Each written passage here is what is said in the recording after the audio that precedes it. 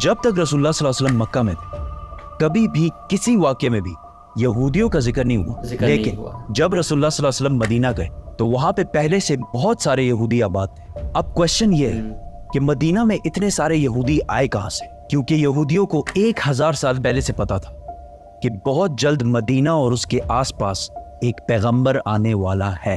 उनको पहले से पता था। आज से तकरीबन 70 साल पहले 3 अरबी शेफर्ड्स फलस्तीन के पहाड़ों में अभी घूम फिर रहे थे कि अचानक उन्हें दूर से एक पहाड़ में एक गार, एक केव देखा। वो उस केव के अंदर गए और उन्होंने देखा कि उस केव में सिर्फ 2 जार्स पड़े हुए। उन्होंने ये जार्स खोल के देखे तो अंदर पुराने जमाने के कुछ पेपर्स और स्क्रोल्स पड़े हुए। उन्होंने सोचा पता नहीं कोई चीज होगी बस, तो उन्होंने बाजार जाकर थोड़े पैसों के बदले इनको बेच दिया। वहां से ये स्क्रोल्स किसी तरह अमेरिका के एक साइंटिस्ट के हाथ लगे, जिसको डायरेक्ट पता लग गया कि ये यहूदियों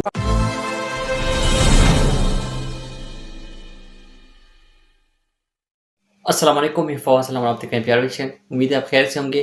आज की वीडियो आपसे शेयर करने जा रहा हूं तो काफ़ी इन्फॉर्मेशन वाली वीडियो है और इस्लामिक पॉइंट ऑफ व्यू के लिहाज से ये वीडियो है जो कि हुज़ूर सल्लल्लाहु अलैहि वसल्लम के हवाले से है और ये जो है यहूदियों के हवाले से कि उस टाइम जो है हुज़ूर वसल्लम के ज़माने में यहूदी नहीं थे, लेकिन जब वो मदीना चले गए तो उस टाइम यहूदी थे। तो वो देखते हैं कि ज्यूस जो है वो मदीना में थे। जो डॉक्यूमेंट्री बेस्ड वीडियो बनाई है तो वो कोहस्तानी है, तो वो आपके साथ शेयर करते हैं। तो वीडियो को टाइम स्टार्ट करते हैं। लेट्स स्टार्ट, 3 2 1 गो।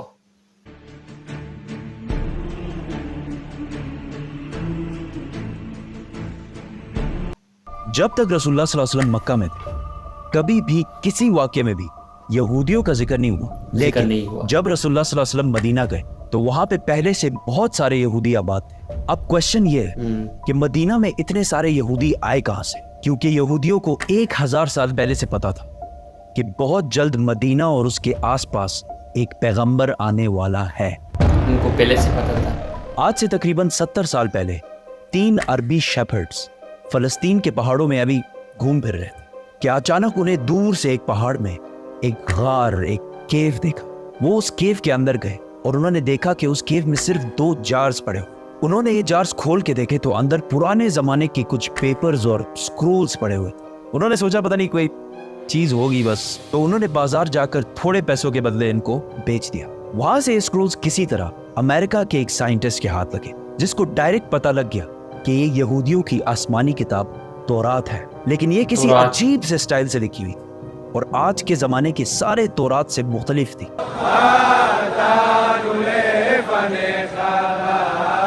तौरात जो है ये भी एक आसमानी किताब है। तो उस साइंटिस्ट जॉन सी ट्रेवर ने इन पेपर्स को उस जमाने के सबसे पुराने तौरात जो 1800 साल पुराना था उससे कंपेयर किया और इन दोनों तौरात का स्टाइल और अंदाज बिल्कुल एक जैसे।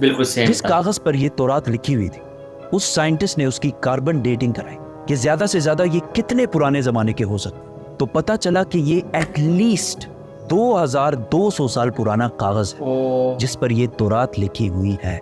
विच मीन्स कि ये तौरात जो फलस्तीन के एक गार में एक आम से अरबी शेफर्ड को मिले थे, ये दुनिया के सबसे पुराने तौरात में से एक है। इवन हजरत ईसा अलैहिस्सलाम के आने से भी पुराने का तौरात है। Copies of the Bible that are 1000 years older than any previously known copy of the Bible?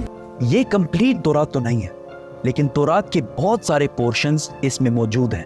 In scrolls के स्टार्टिंग में यहूदियों के एक पैगंबर आइज़ाया का जिक्र है, जिनको क्रिश्चियंस और मुसलमान दोनों एक सच्चा प्रॉफिट मानते हैं। और इस पैगंबर आइज़ाया ने फ्यूचर के कुछ प्रोफेसीज लिखी है कि आने वाले वक्तों में दुनिया में क्या क्या होने वाला है।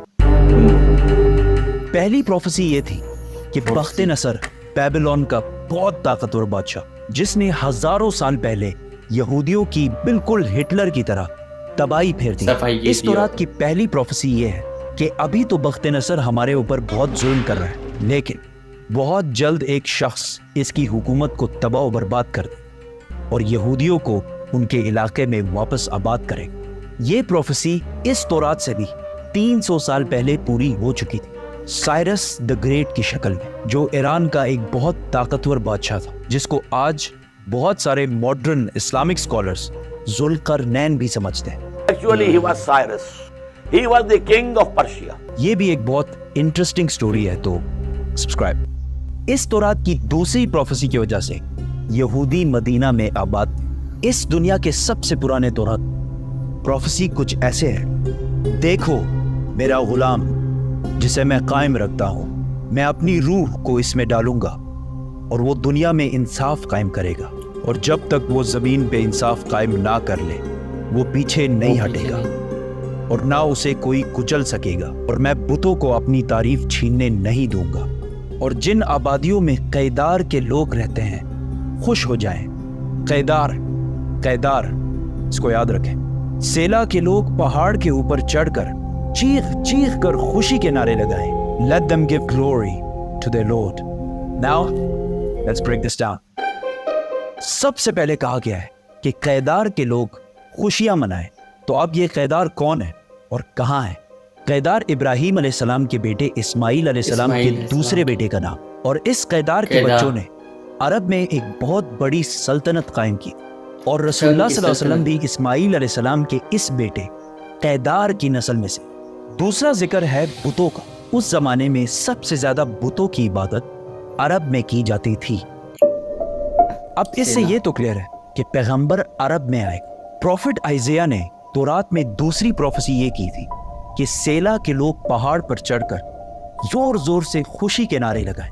یہ سیلا لفظ SELA آج بھی تورات میں اسی طرح لکھا جاتا ہے. اب یہ سیلا عرب میں کدھر ہے؟ This is very interesting. میری بات نہ مانیں، گوگل میپس تو سب کے پاس ہوتا ہے. گوگل میپس پر لکھیں سیلا عرب اور سرچ دبائیں. آپ سیدھا اس پہاڑ کی لوکیشن پر پہنچیں گے. یہ پہاڑ آج بھی مدینہ میں ہے، اور صرف مدینہ میں ہی نہیں بلکہ مسجد نبوی کا سب سے نزدیک پہاڑ یہی سیلا پہاڑ ہے. مسجد نبوی سے یہ پہاڑ صرف 500 میٹر دور ہے، کلومیٹر بھی نہیں، میٹر. تو تورات میں سیلا کے لوگوں کو کہا گیا ہے کہ پہاڑ پر چڑھو اور خوشی کے نعرے لگاؤ، کیونکہ تمہارے پاس ایک ایسا شخص آنے والا ہے جو پوری دنیا میں انصاف قائم کرے.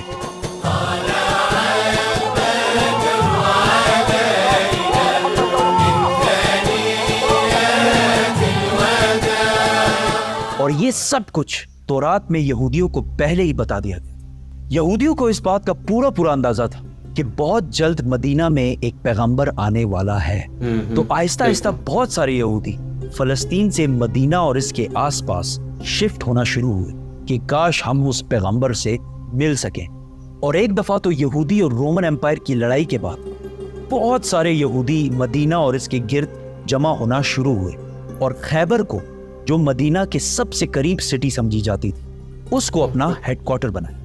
مدینہ کے عرب یہودیوں کے نالج اور ان کے بزنس کرنے کے طریقے سے بہت زیادہ امپریس تھے، جس طرح آج بھی پوری دنیا یہودیوں کے انٹیلیجنس اور بزنس کے طریقے سے بہت امپریس.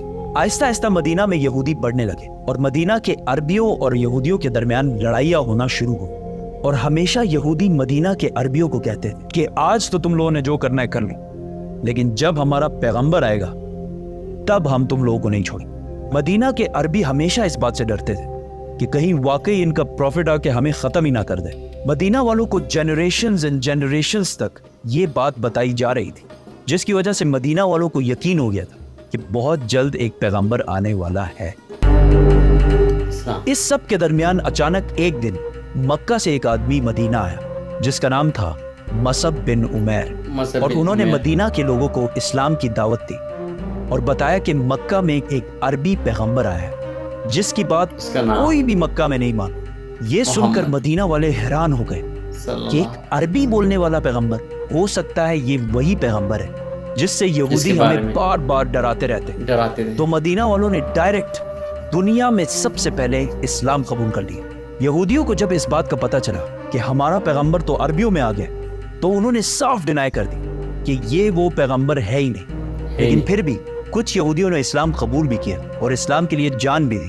اور تورات میں محمد صلی اللہ علیہ وسلم کے بارے میں جو پہلے سے کہا گیا تھا یہ بھی یہودی جو مسلمان ہو گئے تھے یہ بھی انہی یہودیوں نے ڈسکور کیا تھا. اسی لیے حضرت سلمان فارسی کو بھی ایک کرسچن پریسٹ نے مدینہ ہی بھیجا تھا کہ وہاں ایک پیغمبر آنے والا ہے. یہودیوں نے اس سب کو ڈینائی کر دیا کہ یہ وہ پیغمبر ہے ہی نہیں، اور صرف ان کو پیغمبر ماننے سے انکار نہیں کیا بلکہ رسول اللہ صلی اللہ علیہ وسلم کے خلاف ہر طرح کی سازش بھی کی.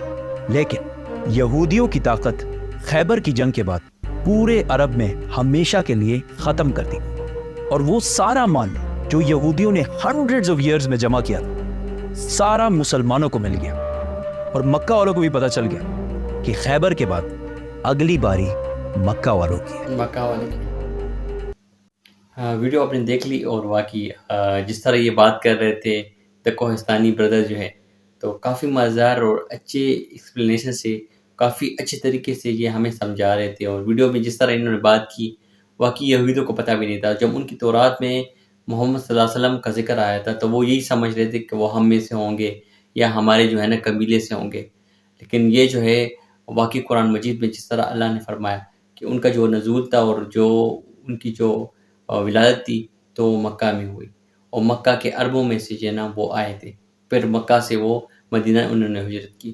تو کافی یہودیوں نے جو ہے نا کچھ اسلام کو قبول کیا، اور پھر اس کے بعد انہوں نے کافی سازش وغیرہ بھی کی، ایک طرح طرح کی طریقے آزمائے.